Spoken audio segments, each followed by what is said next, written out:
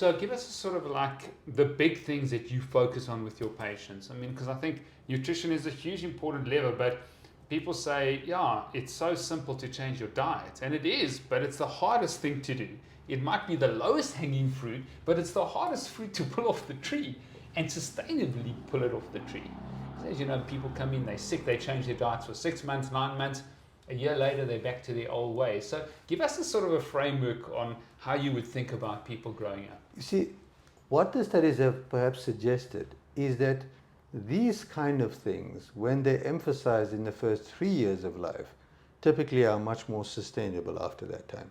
So children imprint these habits in terms of their environment, and the best bang you get for your buck is within the first 3 years. Wow. So in individuals that are from dysfunctional families, from families that have these kind of habits, because you and I both agree the chances of them instilling good habits in their own children are going to be significantly less. These are the children that you typically be worried about.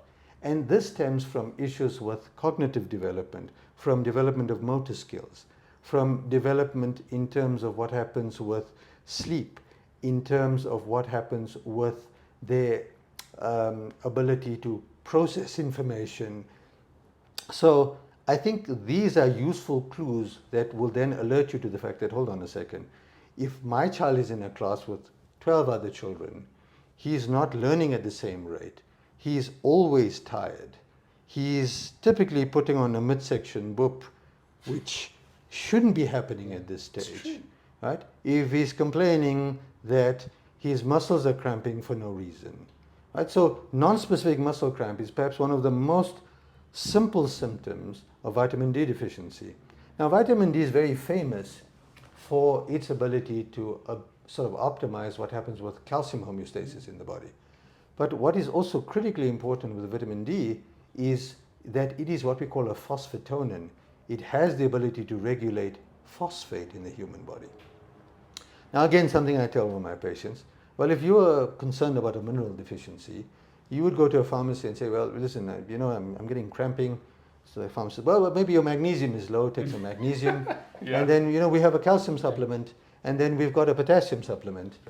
And I tell my patients, have you ever seen a phosphate supplement on a pharmacy shelf? Almost never. And the reason for that is because we've got tons of phosphate in our food. So even if you had this sort of fast food munching child that was not interested in eating whole food, there's still more than enough phosphate in a child's diet. It is vitamin D that effectively keeps it out of the urine. So at the sort of fundamental level, our ability to store energy at a chemical level is based on a substance called ATP, and adenosine triphosphate. It is the vitamin D that effectively keeps the phosphate out of your urine. So something simple, like a child that says, well, I haven't played anything, I have muscle cramping, it's sore. And what do we typically call that? No, you got growing pains. This is the reason why. Right? This is just because you're growing too quickly, you're stretching the epiphyses of your growth plate. This is the reason why you have pain.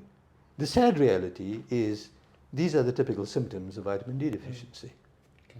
So it's the not so obvious things that we typically push aside and say, yes, we all had this.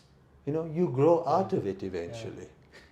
Right? But the damage that is caused sometimes is significant. Yes. So this is why it pays to listen to your child. Yeah. Because when there are symptoms that are more progressive or out of keeping, these are the things that typically alert you to the fact, hold on a second, this is not my child. There is something wrong here. Okay.